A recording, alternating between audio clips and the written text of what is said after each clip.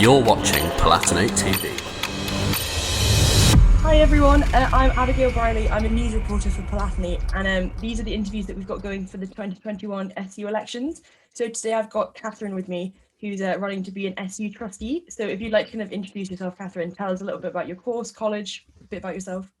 Hello, I'm Kathryn, or you can call me Kitty. Either is fine.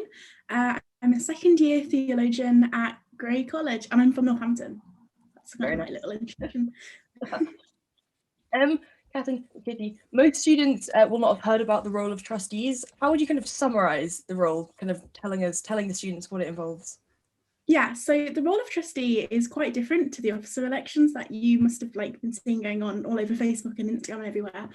The role of the trustee is to sit on the board of trustees with a couple of SU staff members and all of the SU officers that are about to be elected and kind of guide the general path of the SU. So it'll be kind of making more long-term plans about the SU than what we're going to do in the next immediate year, looking at some of the financial side of things and lots of fun administrative stuff. Great, thank you. Why did you decide to run? What kind of sparked your interest? Okay, so this past few months, I've been working on the democracy review that was led by Anna Marshall, and I was on the steering committee, so I was kind of following that process from its inception when people were looking for firms to conduct the grant, all the way up until kind of reading and publishing the finalised report by Miragold a couple of weeks ago. And that kind of gave me a really interesting insight into how student unions work as charitable organisations. I'm really interested to kind of work in the implementation of the findings of the democracy review, and I feel like I'm best placed to do that as a trustee. Great, thank you. You have just slightly touched on it there, but what relevant experience do you have? Do you maybe want to expand on kind of some of the points you just mentioned? Okay, this is where I come across as a really big SU nerd. So I am Grey College's SU officer. Every college has an SU officer and they sit on assembly to represent that college. I also chair the SU Officers Committee, which is where all of the officers from every college come together every few weeks and have a big chat about things going on in their college and how the SU can help. So I've chaired that committee for a few months now, about 6 months, and I've made the minutes public and I've made some reforms to that committee to make it function a lot better than it did last year, which is great because I'm all about trying to serve my college and help other people serve their colleges in the best way possible. Like I said before, I did the democracy review, and I also learned a lot about Durham University and the structure of the university through my work co-founding Decommercialised Durham, which a long time ago organised this petition which prevented the university, along with some solidarity from UCU, prevented the university from plans to move a lot of our degrees online permanently. I've also put lots of motions to assembly, all really focused on accessibility and transparency, and I've helped lobby the SU to lobby the university on certain things. So the 7-day summative no evidence needed extension, hello, that was me. That was something I proposed right at the beginning of January. And it was really cool watching the whole process go from an open letter that I written to lobby the SU officers into becoming SU policy, into becoming actual university policy. And yeah, so that's kind of all of my experience. Great, thank you. That was very good. What would you like to do to improve the visibility of your role? So obviously kind of linking to the whole what is a trustee issue. Yeah, I mean, the trustee is always going to be a less visible role than the student officers because our role is less political than the role of the student officers. But what I think would be really, really great to increase visibility would be just pushing for more transparency. I mean, one of the big things that I want to do is make as many meetings kind of public as possible, whether that's through publishing minutes or whether that's through allowing kind of student observers to come to meetings. I think that would really help demystify some of what the trustees do and what the SU does on that higher, more professional level. Great, thank you. Have you got any kind of specific plans about how you would, increase that visibility? Kind of you just touched on it, but more, yeah. What kind of? Okay. Yeah. Well, it would just be. I mean, students can't come and can't know everything that trustees do because a lot of it is handling that kind of confidential financial and employment stuff, and we've got to be very, very careful there. But to increase publicity, I definitely think trustees should be publicising their role themselves. talking about the meetings that they've been in, whether that's kind of like having a student trustee page on the website, or whether having like how the officers have a Facebook page for their officers kind of personas. We do that for trustees, so where we can share the minutes of the meetings we've been in, where we can talk about the conversations that we've been having, because trustees kind of work in secret and you can't be held accountable if everything you're doing is behind closed doors, and I'm really big on opening these doors. So. Great, thank you. You have mentioned it before, but what are your thoughts on the recently published Democracy Review? Kind of this like reiterating your stance.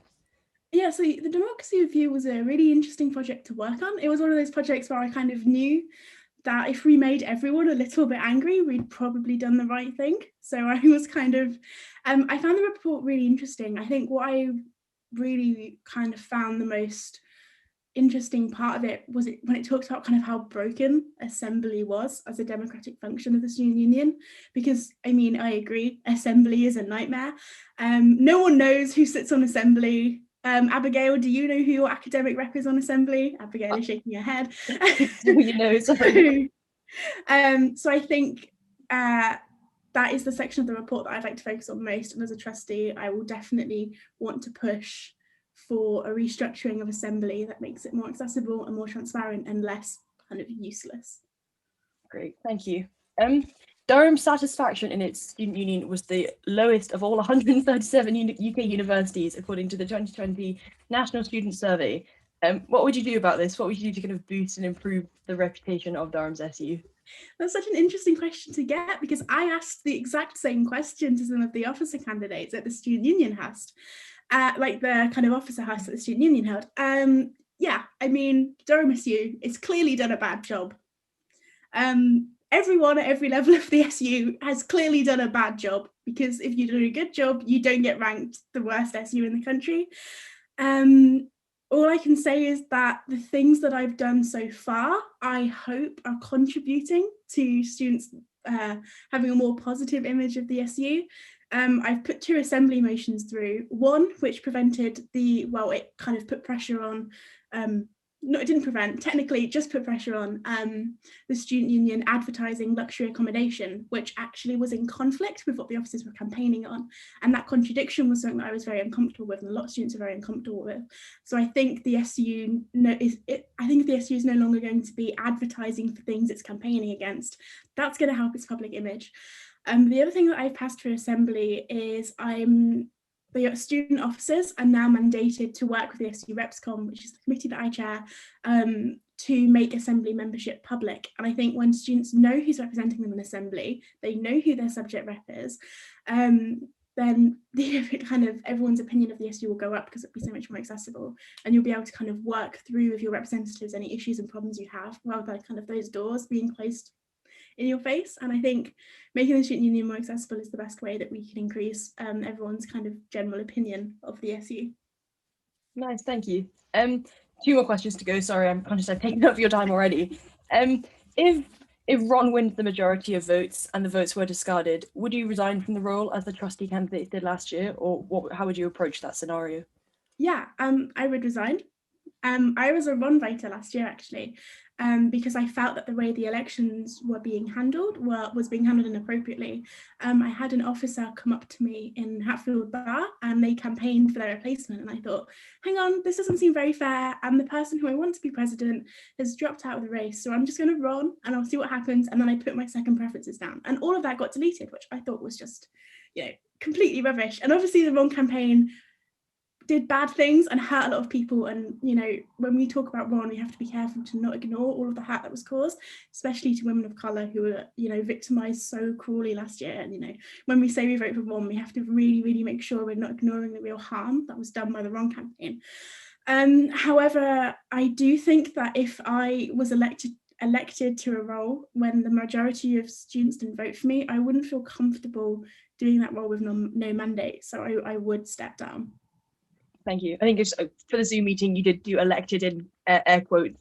I'm not sure what they can tell from the Zoom or what so I just point out your air quotes elected. Sorry, in terms of Ron. So finally, last question, Kathryn, thank you. Why should people vote for you? I think people should vote for me because I have the most SU experience. A lot of other candidates have very, very valuable experience in other aspects of the charitable sector, and I'm really excited to work with some of those people. If you want someone who's an expert in Durham SU, who knows how all of Durham SU's internal structures work, and who has put a lot of time and energy into trying to make the SU more accessible, more transparent, and someone who will just genuinely work really hard for you because they're a bit keen, then you should definitely vote for me. I can't think of a reason why you wouldn't. Great. Thank you so much. It's been really great talking to you today. Thank you. It has been good. Thank you so much, Abigail.